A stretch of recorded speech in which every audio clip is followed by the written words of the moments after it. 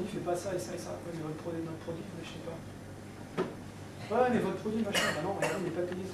L'exemple type, c'est Salon Solution Linux. Les gens, ils viennent voir, il fait quoi votre produit? Et machin, bidule, il fait pas ça, il fait pas ça. Ouais, mais votre produit, si vous ne voulez pas, vous l'utilisez pas. On s'en fout. Quand on a commencé pour le projet à la CNAM, le chef de projet, enfin le directeur de toute l'équipe, il est arrivé et il a dit, il a cru qu'il parlait, en fait on avait invité les développeurs de GLPI, il a cru qu'il parlait à des gens d'Oracle ou Microsoft. Donc GLPI, il a dit, écoutez, parce que là on a peut-être 100 000 machines, mais nous, si vous l'utilisez, vous ne reversez rien, on s'en fout, on se bat, on s'en va. Nous, on n'est pas payé pour le faire. Donc après, mais par contre, on prend toutes les bonnes volontés.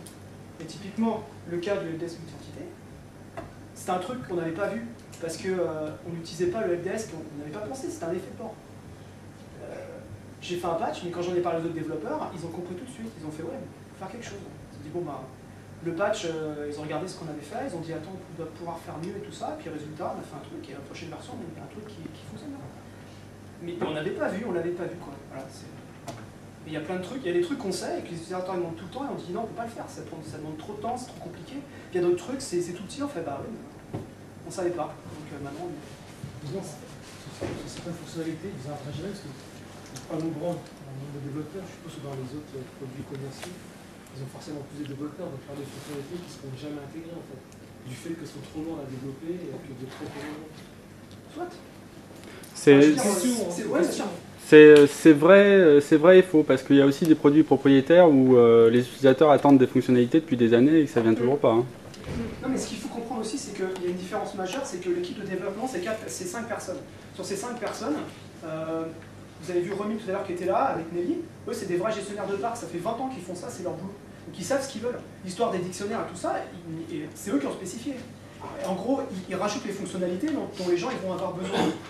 Et l'équipe de développement, elle est faite d'une certaine manière que si vous arrivez et que vous envoyez un patch, le patch, s'il ne correspond pas à la manière dont on l'attend, il ne sera pas intégré. C'est-à-dire que c'est pas parce qu'un client il a payé qu'on va prendre un stagiaire, qu'on va le coder n'importe comment dans l'appli. Même si l'appli elle n'est pas forcément super bien codée parce qu'il y a un historique, on essaye de faire en sorte qu'à chaque fois ça s'améliore. Donc on essaye de garder une cohérence. Par exemple, un des sujets sur lesquels on bosse, ça fait débat et on n'arrive pas à trouver une solution, c'est ces histoires de dictionnaires. Ces dictionnaires, nous ce qu'on veut, c'est fournir aux gens un dictionnaire tout prêt. Donc on dit voilà, pour les fabricants, vous fournissez 300 règles dans cet ordre-là et vous êtes sûr que ça marche. Et comment est-ce qu'on les fournit? Comment est-ce qu'on met à jour? Comment est-ce qu'un utilisateur il peut ajouter et nous dire j'ai une nouvelle règle, etc. Et ça, on serait dans une boîte propriétaire, je dis, il mettrait des gens qui maintiendraient, etc. Mais là, comment on fait? Pas toujours. Oui, pas toujours. Et nous, enfin, on voudrait le faire. Hein. Après, donc, ça fait partie des trucs. Mais ces histoires de dictionnaires, je suis allé et même les entités. Moi, je pensais que tous les produits propriétaires, ils avaient les entités. Et j'ai été voir des produits propriétaires. Il y en a qui sont top, hein. Il y en a qui sont super, mais il y en a.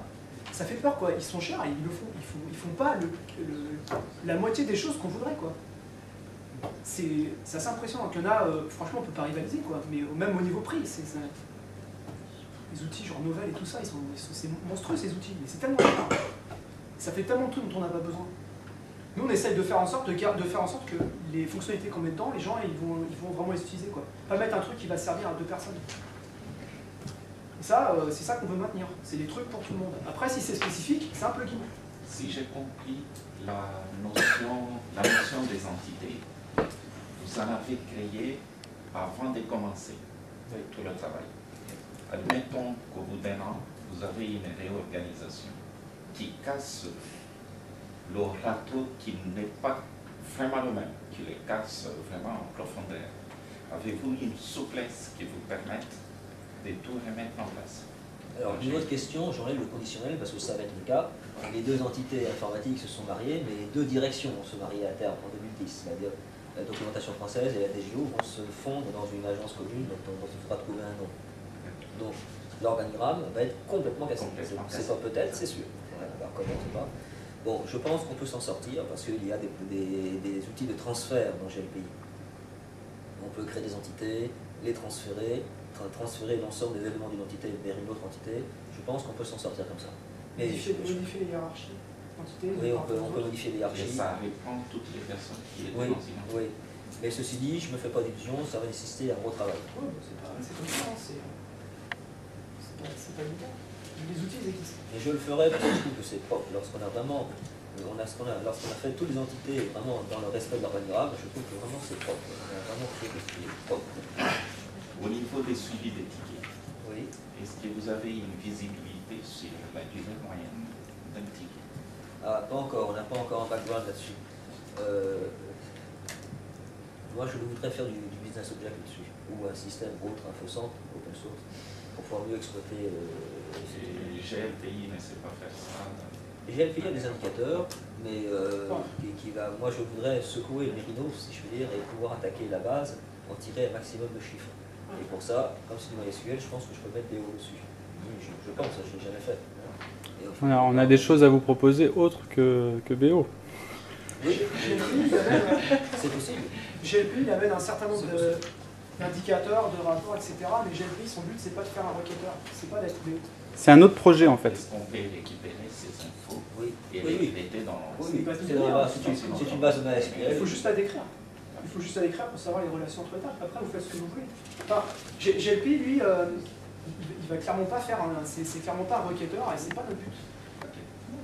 Mais par contre, le but, c'est de d'arriver. Typiquement, la BO, accéder à l'info. BO, si on peut fournir un univers BO, ça par contre, c'est bien. La base, c'est une base MySQL, donc une base relationnelle. Toutes les données y sont. Hein. Il n'y a qu'à les extraire avec un outil quelconque. GLPI ne le fait pas comme on veut, mais les données sont là. Hein. Il y a des rapports qui peuvent être créés avec le plugin de rapport assez facilement, faire ce que vous voulez. Il y a des trucs qui sont tellement compliqués qu'un requêteur, c'est son boulot, il le fera. Mais dans le plugin de rapport, il y a plein de rapports qui sont rajoutés à chaque fois. Et les utilisateurs qui nous envoient leurs rapports, on les rajoute. On peut déjà aller assez loin avec les outils de rapport. Ouais, avec entre les rapports et le moteur de recherche, on arrive à faire des trucs assez intéressants. La communication dans HTTPS ou HTTP3 Pour ça, ce GLPI. entre le serveur et le client. HTTP. Il n'est pas enregistré. Non, pas dans la 1.02, dans la 1.03. Il y a des, je sais qu'il y a des agents, je sais qu'il y a des gens qui utilisent déjà un agent bêta en fait, ils ont fait l'architecture interne du client Windows. Sur le client Linux, c'est pas compliqué, il n'y a pas de problème. Et sur l'agent Windows, ils ont refait l'architecture du client Windows pour le faire, et il y a déjà des bêtas qui tournent, mais c'est rien officiel. Le portail en HTTPS Vous parlez de GLPI en fait. le portail web, c'est par là. Ah oui, ça il est source code. code. Le portail web, il est comme vous voulez. Ouais. C'est vous qui le configurez, c'est de la mine après. Enfin, c'est du HTTP normal, donc c'est un truc web classique. Si vous voulez mettre un VHOST avec des SSL. Excusez-moi. C'est Monsieur Morin. Oui. Vous parliez tout à l'heure de chiffres au niveau par rapport au helpdesk. Est-ce qu'aujourd'hui vous êtes en mesure d'extraire par exemple tel type d'accident pour tel serveur? Est-ce que vous êtes en capacité de remonter un certain nombre de métriques? Alors, on n'a pas les serveurs dans GLPI. Ouais. On s'est contenté du poste client. D'accord, donc non. Mais les chiffres, on est tout à fait capable, on sera capable à terme d'extraire les chiffres par poste client, sans problème. C'est une manière très propre.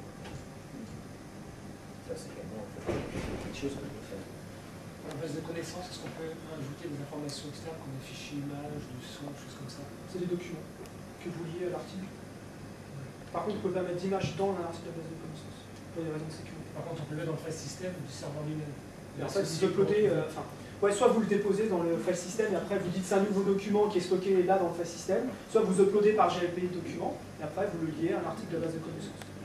Ouais. Qui sera dans le file Si system. par exemple le document il est plus gros que la taille maximum d'upload, vous le déposez via FTP ou via Samban n'importe dans le répertoire et après vous allez dire à GLPI je déclare un nouveau document et lui il va trouver qu'il y a un document justement il y a un document à cet endroit-là une pièce qui est dans le file system mais qui n'est pas dans GLPI. On va pouvoir dire ça c'est un document qui s'appelle comme ça et puis l'attacher. Donc le code de document, c'est dans le file system, c'est pas dans la base. Non, les documents c'est en file system. Ce qui veut dire que quand on fait une sauvegarde de GLPI, qu'on fait un dump de la base, il faut aussi pas oublier de sauvegarder. Le répertoire files qui contient voilà. toutes les données GLPI. Si vous n'avez pas répertoire files, vous êtes mal. Clairement. Et sinon, après le crash du serveur, on remonte ça comme un serveur standard, il n'y a pas de procédure. Ben non, vous remettez le répertoire files et puis vous remettez la base de données. Et ça... Est-ce que sur le répertoire, je peux le mettre aussi un autre secret, par exemple sur la salle? Ouais, mais par exemple, à la CNAM, il est sur un partage NFS. Après, c'est purement de l'admin, c'est vous qui allez juste faire pointer le répertoire ailleurs. C'est pas... Ouais, c'est possible. D'ailleurs, c'est même obligatoire si vous avez si vous avez du load balancing entre plusieurs serveurs GLPI. Ce répertoire files, il doit être partagé, donc vous serez obligé de...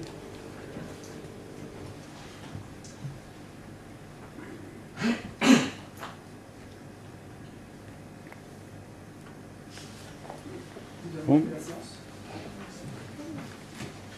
Merci, Monsieur Morin.